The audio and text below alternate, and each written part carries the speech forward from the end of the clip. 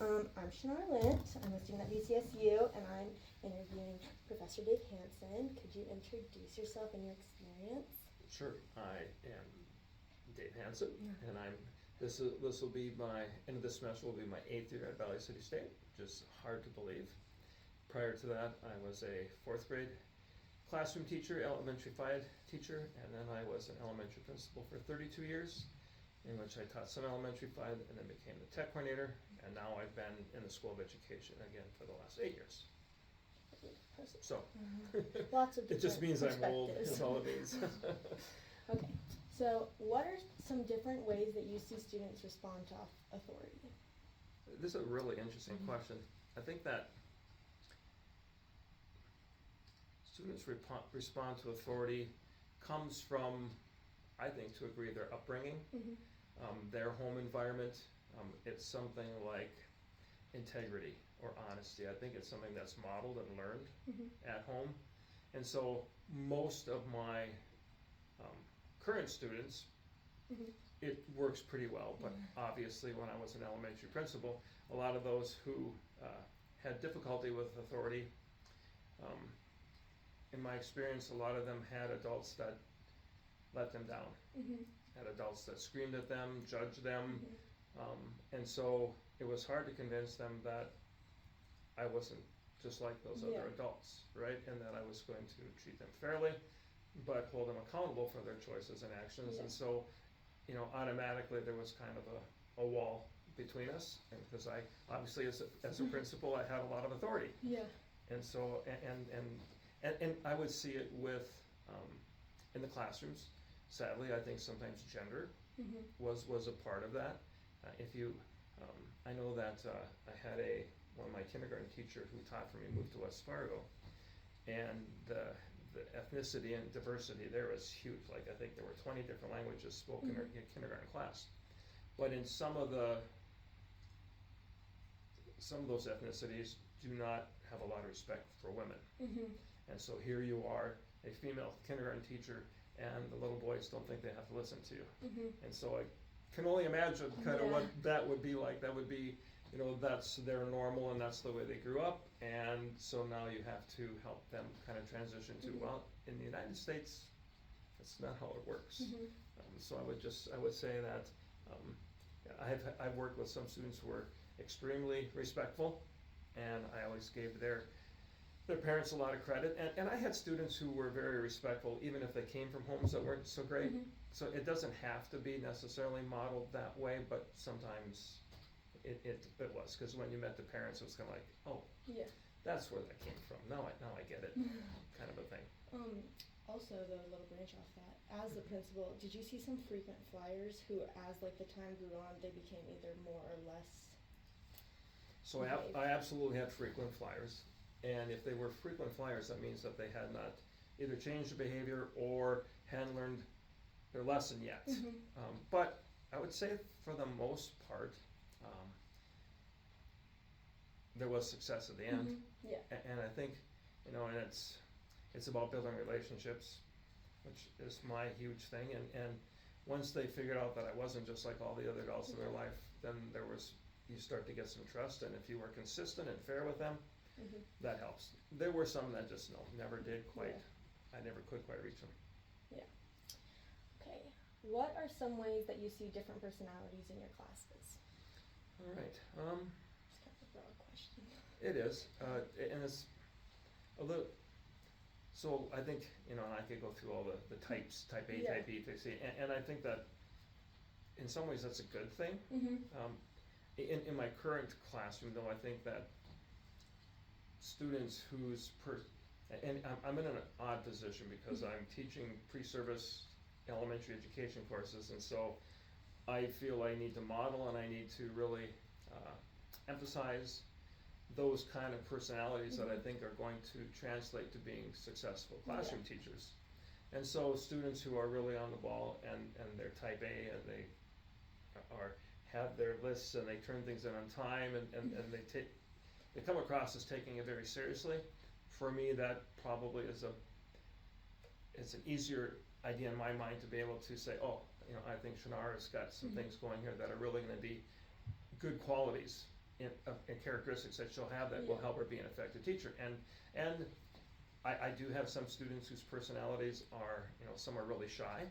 Yeah. And I keep talking about, no, you have to use your recess voice. This isn't a gen ed anymore. You have to be able to get used to speaking with colleagues, your peers, and sharing your opinion, because this is what you're going to be doing as a teacher. You're going to be working with other teachers, and you have to be willing to. So and some kind of grow out of their shell, which is good, and some don't. And then I kind of worry about, like the ones who, speak so quietly. When we have them substitute teach and do those kind of things, you have to have a teacher voice, which is not a screamer.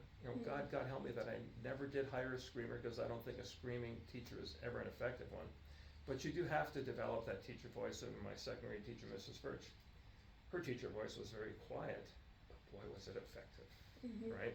And so I see a lot of different personalities, and I don't know, I do have, and it's come to a surprise to me, is that I have a number of students, and I should look ahead to see if, I don't think this is, I've had a number of students who have mental health concerns, and that affects their personalities, and then sometimes it's hard for me to determine if we can't get over the mental health piece, can we be an effective teacher? I think there's something there, but something's got to change and improve before that can happen. Yeah.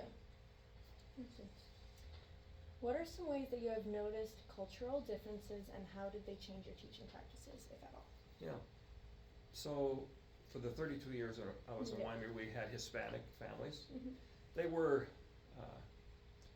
unique in some ways, because they weren't migrants. They owned homes, they worked at Bobcat, they paid taxes, they were there the whole time. What I did learn was that school attendance was not always as important to them, to their culture. And not trying to be racist, that just was the way it was. They would go to Texas to go see Grandma and Grandpa in a heartbeat, and they'd be gone for 2 weeks. And trying to get the kids caught up, and not always, but in some cases, they were Title I students. They were living in a home where English was a second language. They never heard English other than in school, and so that was difficult for them. And so we definitely had to make some adjustments, and to do, because it wasn't the children's decision to go to Texas. I had one family, it's a sad story, but I think they went to Texas to go to Grandma's funeral like 4 different times, and I'm going, how many grandmas do you have, really? Yeah. And it's it's like, just be honest, just say, because you have a right to take your children and go to Texas. You don't have to make up a story. But I did have an experience that where I had a student tell their classmate that they didn't belong in our school because they had brown skin. That was quite an event that I haven't forgotten. And what I learned was that racism is a learned behavior. It's not something you're born with. And his dad was a farmer who had trouble with some migrant workers, and the son heard it, and this girl that had been with him since kindergarten, and all of a sudden in 3rd grade she doesn't belong in his class. It just it was hurtful, to be honest with you. But as far as teaching practices, I think it's important not to assume that just because a student was Hispanic that they were going to have poor study skills, or they weren't going to get help at home, because I had some amazing moms, and I had some kids that worked very well. I think it was more kids are kids than it necessarily was that it was what their ethnicity was. And I don't know how much teaching about this you did, but did you incorporate their culture into the regular practices? How some people teach Christmas and all that. And it's funny you should bring that up, because in my online class, just grading chapter 2 the chapter 2 assessment, and one of the questions talks about how do you celebrate cultural differences in a classroom. And so yes, I know some things we did is when they would have parties, and they would bring, Hispanic students would bring things. I always encourage the parents to bring something that would be authentic to their culture, because it would be great for the other kids to learn about that. And I know that a lot of my teachers did do things like family trees, or assignments like to more about my family and those kind of things. And that was another way that we were able to hopefully kind of celebrate, because a lot of it is just the regular white Caucasian students, they aren't exposed to students who are different than them. I didn't know my first person of color until I was a freshman at Valley City State. You know, and so, in fact, I had a class at Valley City State as a freshman, and the question was, are you a racist? My answer was, I don't know, I don't think so, but how do I know if I haven't ever been around people with a different ethnicity? Yeah. So. Have you ever experienced different family structures, and if so, what have they been? I'll quick back up the number for one more time. On the cultural differences, something I saw, I used to teach at 352, and we were in Minneapolis at an elementary school, and there were flags that had been hung up in the ceiling, like between the lights, and I asked the principal what that was. He said, those are the flags of each country that our students come from, and there were 20. That's insane. It was insane, and it was, I mean, it was, you know, it was a melting pot, but I just thought, how cool, these kids are gonna grow up, that's their normal, instead of, oh, somebody's different than me, right? Okay, family structures. I had a student had 2 moms, and in Wyoming, that's saying quite a bit, right? And so we learned that, you know, donuts for dad probably wasn't very acceptable, right? Because, well, don't have a dad. And that was on us, it was unintentional, but one of the moms came as a dad, which was, I mean, just came to represent the child, and I'm glad they did, and then from that point on, we didn't do muffins for mom or donuts for dad, it was, but we still wanted them to something to come in where they could do that. I had a family of 4 children, and they all had different last names. That was very different, and we had to be conscious of that, because kids would say, well, aren't you his brother? And then why? You know, you get those questions, and then trying to, you know, help them understand that that's okay, and, you know, they're still brothers, and all those kind of things. What else? It's interesting. I know of at least 3 of my former students who, after graduation, came out. In fact, one of them wrote a book, Prairie Silence, that I highly recommend. It's a very cool book. And so I didn't have that experience or that challenge as a principal or a teacher, even though you kind of wondered that maybe if there wasn't. And I will be very frank with you, my being comfortable with people that have, you know, that with the gender piece has changed dramatically. My oldest son, Devin, who lived in Detroit, I didn't know a gay person before, and his choir director was gay, and was the neatest person. And again, it goes back to that being exposed to things makes a difference in your outlook on that. And so I think, you know, divorce obviously was huge. My first year there was a 6th grade class, and this was 1985. There were 13 in the class, and 11 came from broken homes, which is still pretty unusual, I think, and it makes a huge difference in those children's lives, their emotional stability, and sadly, parents use kids as pawns. And that usually just messes them up, sadly. Also, because I've had foster kids, I've noticed that some foster kids, when they're in a new school, because they have to switch schools so often, have a hard time, like, sometimes integrating.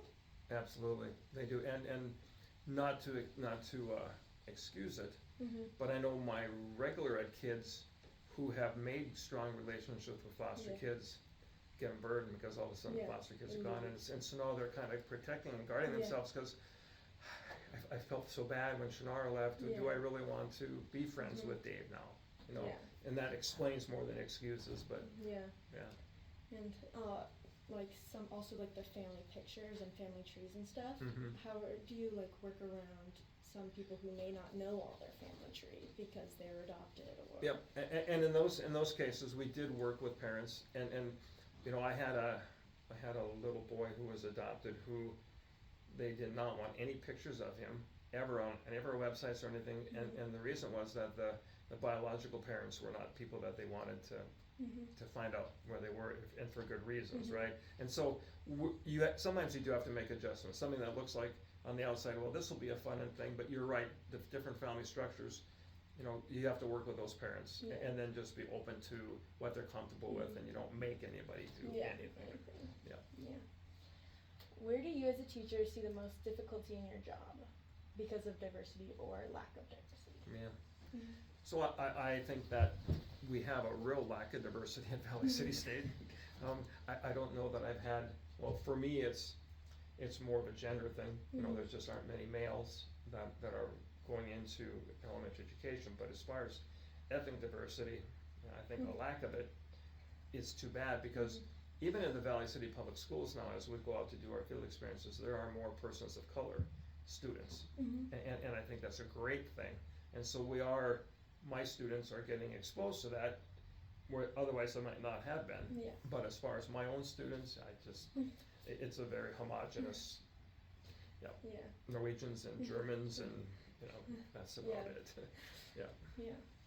Does it make it like harder to teach about diversity when they haven't experienced so much? I think it is, because honestly, you can read from a book and you can do those things, but the actual experience itself, I think they learn more about it when they are in those elementary classrooms, because there are, and I think maybe the white Caucasian students at Valley City Public Schools are becoming more accustomed to having persons of color in their classroom. But there is that whole learning curve, and how do we make sure that everybody's being treated respectfully, that someone isn't being bullied because of their ethnicity, those kind of things. And to me, I think that's probably where more real learning takes place than what we would talk about. And honestly, the Ed 352 cultural diversity, probably more of the responsibility lands in that course. When I taught it, I had a student who was a Minnewacan, and she called me on the last day crying in the parking lot. I'm going, oh no, what happened? Do I need to go to Minnewaca? What's going on? She said, no, Dave, these are the people I need to teach. And I get goosebumps when I think about it now. And so those kind of experiences, and I'm glad all of our education majors are required to do that. Because we met a teacher in Minnewaca who said, I came here in my diversity practicum, and now I'm the art teacher. So I think I'm glad that our program does that. It doesn't affect me as much in the courses I teach. And I think it's, when I've been hearing about some other allied people talking about their diversity practicum, even going to the colonies. It's a different world. Crazy. I would never it's 16 miles away, right, or whatever it is, and in Milner also had a Hutterite colony not far from Wyoming.